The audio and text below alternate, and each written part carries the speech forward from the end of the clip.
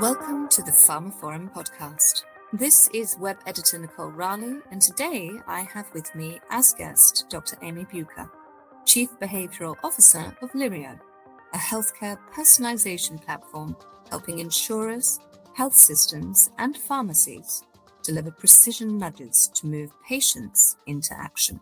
Dr. Bucher is also the author of the book Engaged, Designing for Behaviour Change. Welcome, Amy. Thank you, Nicole. Happy to be here. Now, as listeners will well know, the FDA recently announced that it will begin offering faster drug reviews to certain medicines, reducing the drug review process from approximately 10 months to 1 or 2 months.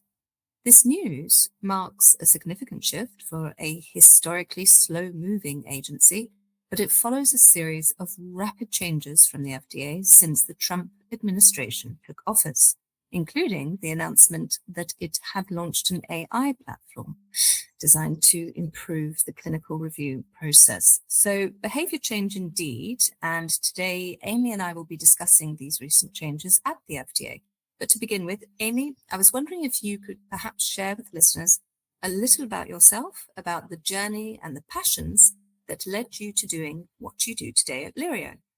Absolutely. So I earned my PhD in psychology from the University of Michigan and was very interested in pursuing an industry career without understanding what that might entail. This was in 2006, so early in digital health. I was very lucky to get a few jobs in the healthcare industry and wound up at a startup called Health Media, which was a pioneer in personalized digital health.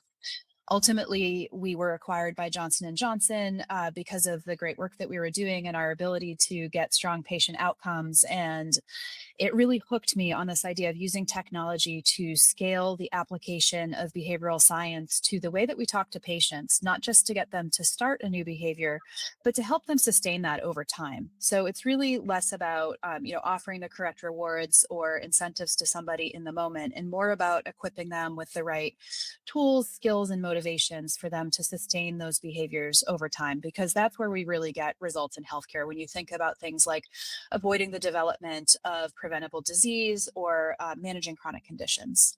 I've been very lucky to be able to continue that work through my career, working for organizations like, of course, Johnson & Johnson after the acquisition for a number of years, but also CVS Health and their digital innovation space. I worked as a consultant for a company called MapPow for a number of years, and now I've been with Lirio for about 4.5 years, really continuing that mission of personalizing how we use behavioral science through the application of technology. And in this case, it's cutting edge artificial intelligence, especially reinforcement learning, that really allows us to understand an individual in context and deliver to them the right behavioral ingredients for the moment. Thank you, Amy. As you say, it's this sustaining of a new behavior and motivations to that end. So I'm going to segue to the book. For my sins, I've not read it, but Amazon tells me that it addresses how, whether one has studied psychology or is new to the field, behavior change principles can be incorporated into designs to help people achieve, as you say, meaningful goals, learning and growing, and indeed connecting with one another. So I was wondering if you could, first of all, tell us what prompted you to write the book, Engaged, and also how its contents applied to our main focus topic today. Absolutely. So I was surprised to learn I'm a little bit of a pioneer in my own career. As I mentioned, I went into industry as digital health was really picking up steam. And I was one of the first people, although there are others, who was applying these behavioral science principles, frameworks, and approaches to the design of digital health products. And as I was continuing on my career, attending events, building my network, it became clear to me that people were very interested in understanding how you do that. What is this subject matter? How do I grow to understand it so that I can incorporate it into my work? And I was getting a lot of interest from people who were in product management roles or product design roles and saw the utility of these approaches, but didn't necessarily have the education or background to be familiar enough to apply them. And as I was looking for resources to direct people to, I really didn't have just one that I could point to. And I decided, why don't I try to write it? So that was the impetus for writing Engaged. And really, it's two things. It's a process. Science is a process rather than a product or an outcome. And so a lot of what I try to do in the book is describe the way that we look at a behavior. We break down what we call the determinants. What are the reasons why people do or do not engage in that behavior? And then how do we address those determinants? So if it's a barrier that is stopping somebody, for example, a lack of knowledge or a lack of resources, what are the behavioral tools that we can apply to help them overcome or grow beyond those barriers? And sometimes there are facilitators, there are promoters in the environment. And how do we amplify those? How do we make those easier for people to encounter so that we reduce the friction in their pathway towards a desired behavior?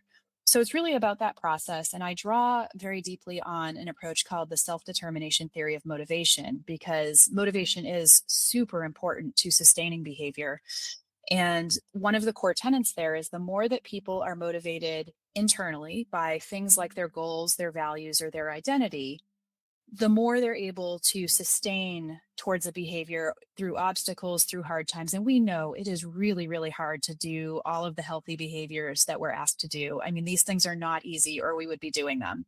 So the more that we can help people find those personal reasons for wanting to do it, the more that we can design experiences that give them the right ingredients that help them do that introspection and think, this behavior actually helps me with my personal goals.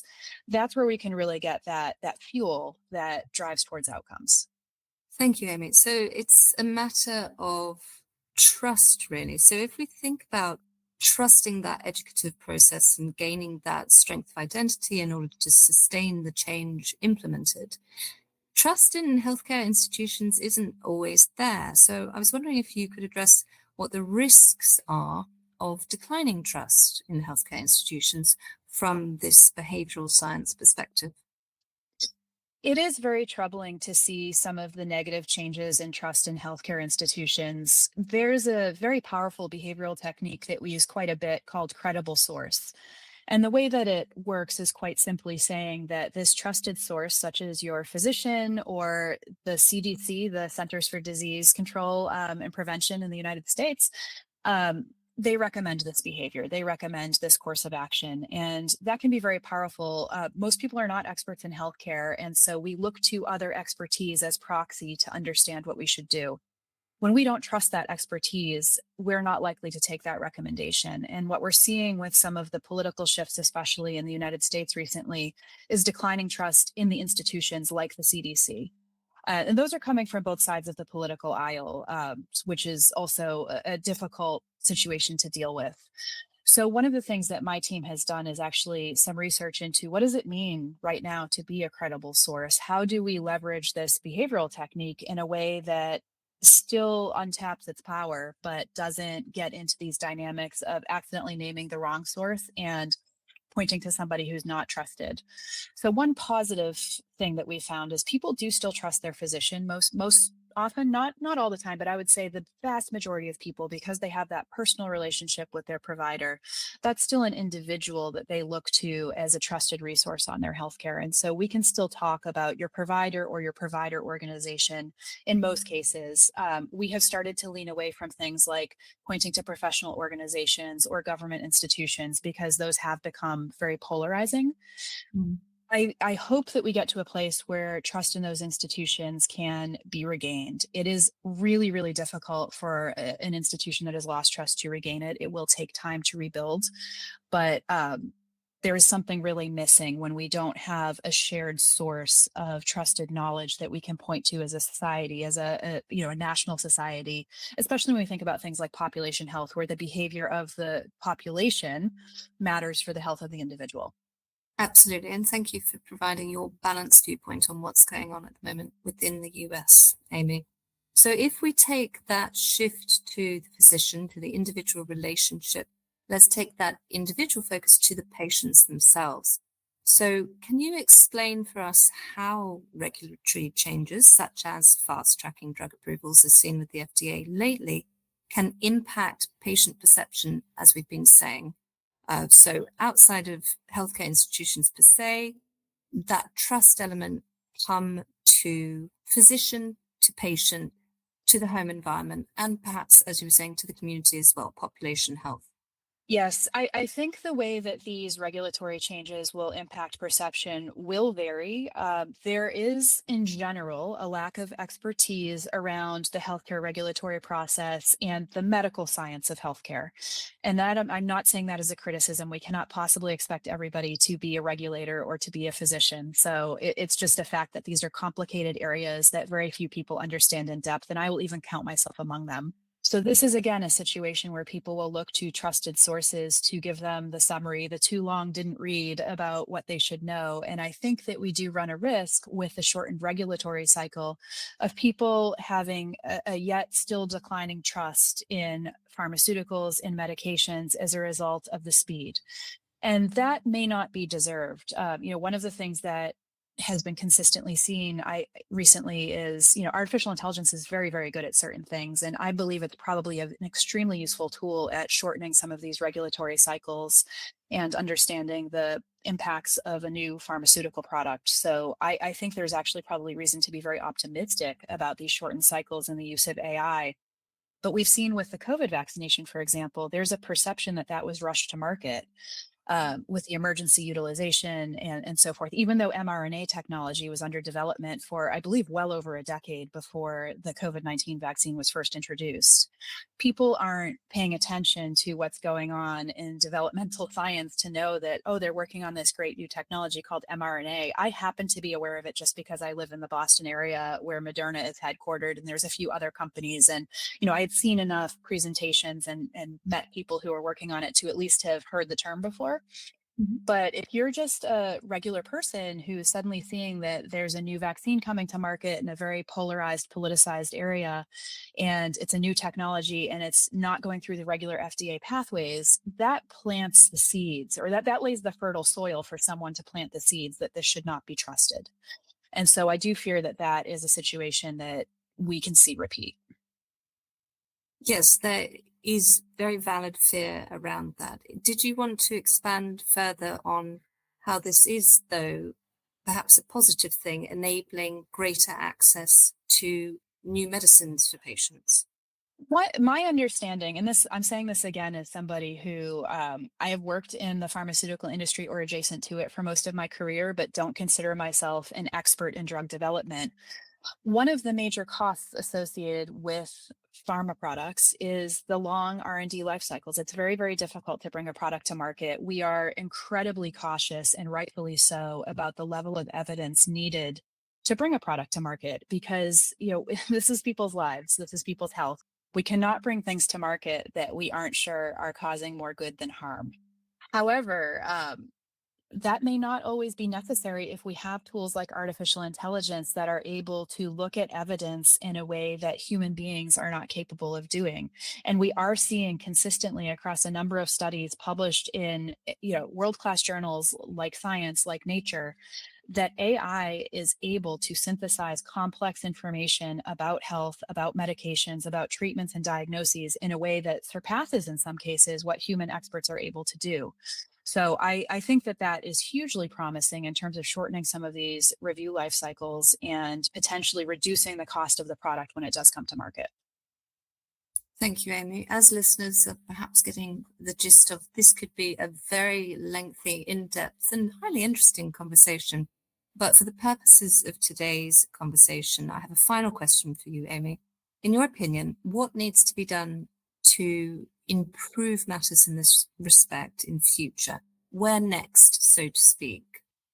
That is such a complex question, and I think I'd like to focus on what is within my sphere of influence. So, as a behavioral scientist and an industry science professional, I feel that I have a few responsibilities that can help improve the situation. So, one is in terms of my actual day to day job designing precision nudging for people and doing research like what I mentioned to understand how is this idea of trust and credible source evolving? Where are people looking for information? Where are there gaps in knowledge? And how do I design communications to that patient, that individual that help them better understand scientific facts, better help them synthesize that information through their existing attitudes. We're doing a lot of work around how do you combat misinformation in scientific communication. And one of the things that we found that we take very seriously is that you don't always make progress by directly refuting a misbelief. And so a lot of what we're doing with our vaccination messaging in particular is supporting people's sense of autonomy, really emphasizing to them that they are the owners of their own healthcare and their own healthcare journey, that it is their responsibility to look at information and make an informed judgment for themselves. And in doing so, lowering some of their resistance to then giving them that accurate information that they can take in and hopefully weigh in their decision. It's a little bit of a different approach than we've taken in the past, and it can feel less assertive than maybe we want to be. And I will just bluntly say I am someone who believes that vaccination is a good thing. But we know from behavioral science that we will not make the progress we hope to if we just directly come in with that brute force argument. So I take my own personal sphere of responsibility very seriously. And then the second bit has to do with how we communicate about these matters externally. And I'm including even this conversation with you today. I think we need to engage in these conversations about trust and healthcare and how do we help people make good decisions about their healthcare. And that might mean talking to people who have opposing viewpoints, which can be very uncomfortable. It can mean talking about scientific terminology in simpler terms than we're trained to be comfortable with. And I will say, I have my PhD, and we are not taught in graduate school to break things down for people who don't have that same background. But we have done ourselves a real disservice by not equipping the general public with a basic understanding of our techniques and the process of science that then helps them look at things like scientific evidence with a careful eye. So I think we really do have a responsibility to think about science communication outside of our organizations and our professional circles, and helping the average person have a better toolkit to make good decisions for themselves. Absolutely. Thank you for your viewpoint shared today, Amy. You are a credible source on trusting credible sources. It's been a pleasure. Thank you. Thank you. And that concludes another episode of the pharmaphorum podcast. You can find more information about this episode, including a download link and information about previous installments at pharmaphorum.com/podcasts. The pharmaphorum podcast is also available on Apple Podcasts, Spotify, Overcast, Pocket Casts, Podbean, and pretty much wherever else you download your other podcasts from. Just search for pharmaphorum and follow and hit subscribe. Of course, don't forget to visit our website itself, where you can sign up for daily and weekly news and analysis bulletins. And do follow us on Blue Sky and LinkedIn at pharmaphorum. That's all for now. Thank you for listening.